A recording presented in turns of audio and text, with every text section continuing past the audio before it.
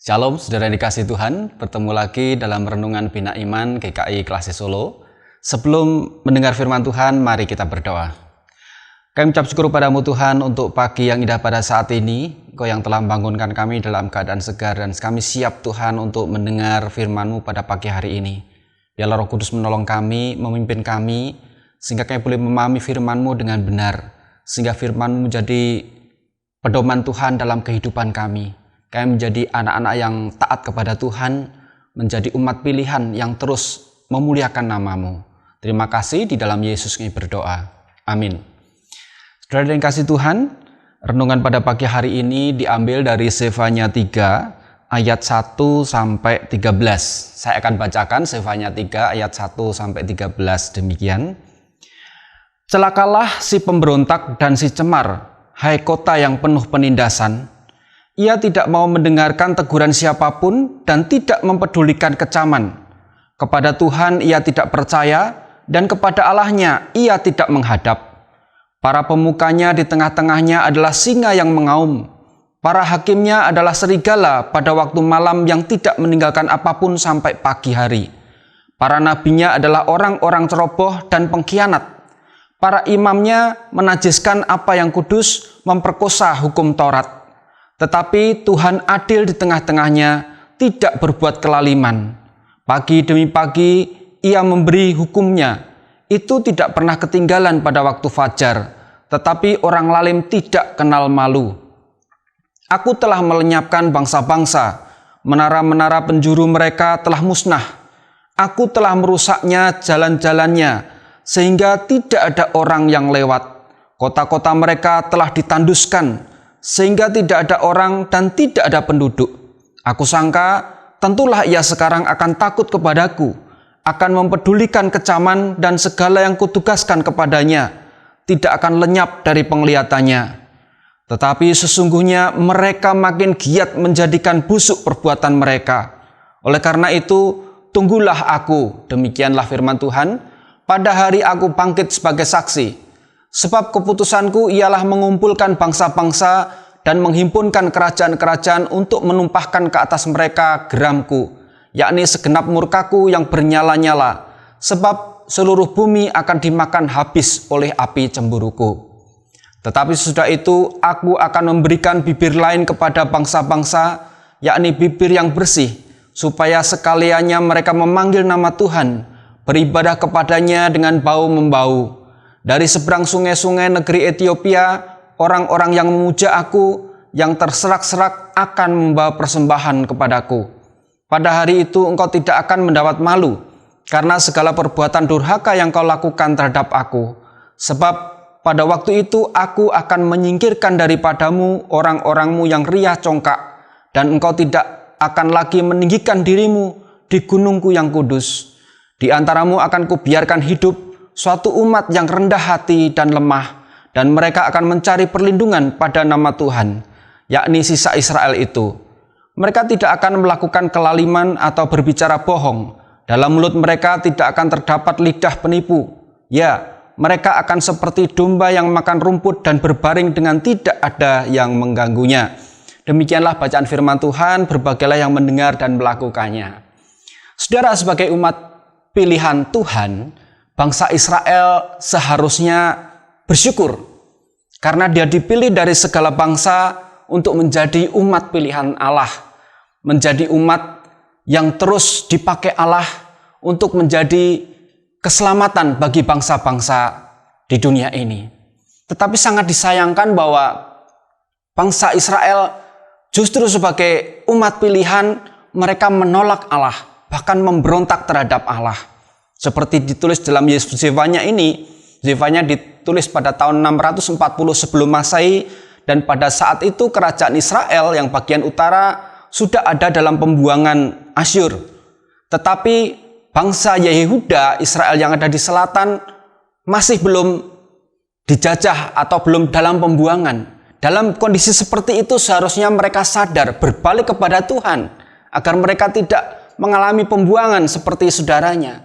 Tetapi kalau kita membaca dari Zefanya itu, saudara, kita melihat bagaimana Yerusalem, pusat ibadah orang-orang pilihan ini yang harusnya menjadi kota kudus, kota yang suci, tetapi kenyataannya kota ini penuh dengan kecemaran. Sehingga kalau kita melihat di tempat itu, maka Tuhan mengatakan celakalah pemberontak dan si cemar. Karena kota Yerusalem menjadi kota penindasan. Kota yang tidak lagi mencerminkan sebagai kota pusat ibadah bangsa pilihan Allah. Mereka tidak mau mendengar teguran dari siapapun.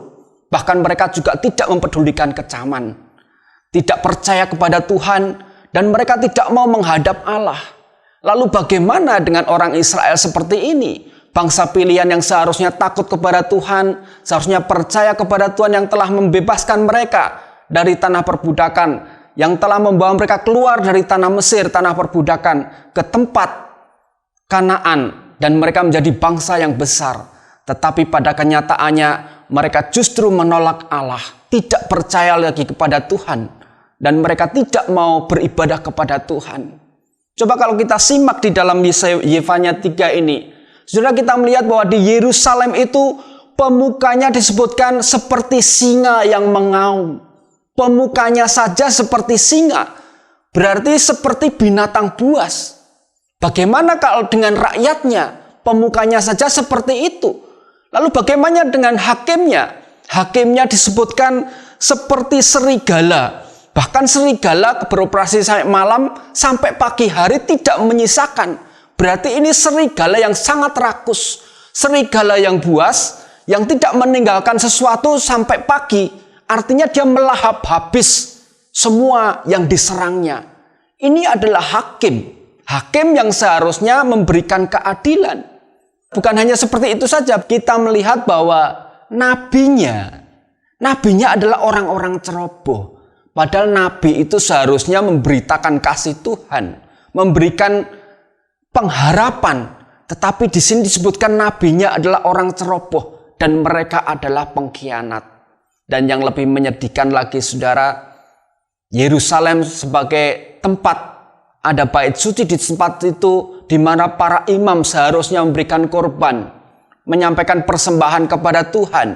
Tetapi kita melihat dalam perikop tadi bahwa imam mereka menajiskan yang kudus dan memperkosa hukum Taurat. Jadi hukum Taurat saja mereka langgar, mereka otak-atik dan sebagainya, bikin aturan-aturan baru yang menyenangkan mereka. Kalau kita melihat seperti ini, para tokohnya, hakimnya, para imamnya, nabinya, kehidupannya sudah seperti itu. Lalu jadi seperti apa bangsa Israel seperti ini? Sehingga itulah yang membuat sepertinya Tuhan menyatakan penyesalannya. Sehingga Tuhan akan bertindak. Aku telah melenyapkan bangsa-bangsa. Menara penjuru telah dimusnahkan. Dan kota telah ditanduskan. Tetapi ternyata tidak ada pertobatan di negeri itu. Malah perbuatan mereka semakin busuk. Itulah yang terlihat. Allah tetap ada dalam bangsa Israel. Allah tetap ada di tengah-tengah mereka. Bahkan Allah tetap memberikan hukuman. Tetapi apa yang dilakukan oleh Allah menjadi peringatan bagi mereka. Tetapi bangsa Israel, kaum Yehuda ini tetap tegar tengkuk. Mereka tetap berbuat seperti kemauan mereka sendiri. Saudara, Zefanya dalam kitabnya ini menyerukan pertobatan kepada bangsa Yehuda. Zefanya mengatakan kalau mereka tidak bertobat, maka seluruh Yehuda termasuk Yerusalem itu akan dibinasakan. Mereka akan dibinasakan dan tidak ada lagi kota Yerusalem. Saatnya Allah akan menumpas mereka. Dan Tuhan sendiri juga berfirman bahwa mereka akan mencerai-beraikan mereka.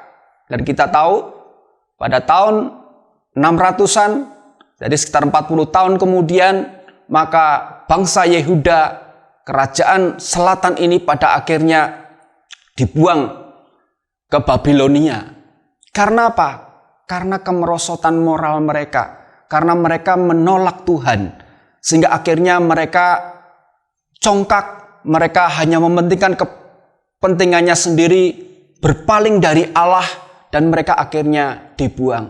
Namun saudara, ada satu janji, ada satu pengharapan dari Tuhan, Walaupun bangsa Israel akhirnya dibuang ke tempat negara-negara lain, ke bangsa-bangsa lain, tetapi masih ada sisa Israel. Mereka adalah orang yang rendah hati, mereka orang yang lemah, dan mereka hidup taat kepada Tuhan. Sisa-sisa Israel inilah yang kemudian akan memuji Allah, mereka lah yang akan memuliakan Allah, dan mereka aman dalam perlindungan Tuhan. Jadi dalam kesesakan, dalam pemberontakan mereka, satu hal bahwa Allah tidak pernah meninggalkan mereka. Allah tetap memberikan pengampunan kepada orang-orang yang berbalik kepadanya, yang takut kepadanya, dan beribadah kepadanya. Saudara dikasihi Tuhan, sebagai umat pilihan Tuhan, apakah saat ini hidup kita sudah sesuai dengan kehendak Tuhan? Atau kita menjadi orang yang bebal seperti bangsa pilihan bangsa Israel tadi, bangsa Yehuda, kerajaan selatan, yang mereka akhirnya harus dibuang oleh Allah? Apakah masih muncul kehidupan dalam kita, kecongkakan, kesombongan, hati yang terus mencari kepentingan diri sendiri, dan akhirnya keserakahan timbul dalam hati kita, dan pada akhirnya kehilangan kerinduan untuk bertemu dengan Tuhan? Hal ini jangan sampai terjadi. Biarlah kita sebagai umat pilihan Allah, kita yang sudah dimerdekakan oleh Tuhan Yesus, seperti dalam Galatia 5 ayat 1, Kristus telah memerdekakan kita. Maka hendaknya hidup kita berpadanan dengan firman Tuhan. Saatnya kita berbalik kepada Tuhan, mohon pengampunan kepada Tuhan. Biarlah hidup kita terus menjadi hidup yang berkemenangan, hidup yang rendah hati, mau berbagi kepada orang-orang di sekeliling kita, mau memuliakan Tuhan, mendirikan bait suci Tuhan. Kita sebagai umat pilihan memberitakan kasih Allah itu untuk kepentingan Tuhan, bukan untuk kepentingan kita. Oleh karena itu berdirilah teguh. Jangan menjadi hamba iblis yang akhirnya dipakai oleh iblis dan akhirnya semakin menjauh dari Tuhan. Sifanya 3 adalah sebuah nubuatan bagi bangsa Israel. Mereka berontak kepada Tuhan, dan Tuhan mengampuni mereka yang berbalik kepada Tuhan. Dan saat ini ada pengharapan di dalam Tuhan. Oleh karena itu saat ini saudara, kalau kita masih berbuat tidak baik, menjadi anak-anak Allah yang hidup tidak sesuai dengan firman Tuhan, kita akan minta ampun kepada Tuhan. Saatnya kita memuliakan nama Tuhan dengan kerendahan hati. Hidup kita harus hidup untuk memuliakan Tuhan. Kiranya Tuhan memberkati. Amin. Mari kita berdoa. Kami bersyukur kepadamu Tuhan untuk pagi hari ini, firman-Mu melalui kitab Sefanya ini meneguhkan kami bahwa walaupun ada pemberontakan dalam kehidupan manusia seperti yang dilakukan oleh kerajaan Yehuda Tuhan, tapi ada kasih di dalamnya. Sisa Israel masih takut kepadamu Tuhan dan memberikan pengampunan kepada mereka. Mereka akan menyembah Engkau. Dan kami pun Tuhan, biarlah dari hati kami terus mengakuimu sebagai Tuhan dan Juru Selamat kami. Hidup kami terus berpadanan dengan kasih-Mu, sehingga apa yang kami lakukan boleh berkenan di hadapan Tuhan. Kami mohon Roh Kudus Tuhan untuk memimpin kami, sehingga kami tidak dikuasai oleh iblis. Hidup kami terus dekat dengan Tuhan. Ajar kami untuk peka terhadap kasih-Mu Tuhan, juga peka terhadap sesama, sehingga kami boleh mengasihi mereka, karena Tuhan telah lebih dulu mengasihi kami. Terima kasih, berkati hari ini, agar hari ini kami boleh berjalan dengan baik, mengikuti kehendak-Mu Tuhan, dan kami menjadi berkat bagi orang di sekeliling kami. Di dalam Yesus kami berdoa. Amin. Selamat pagi, kiranya Tuhan memberkati. Amin.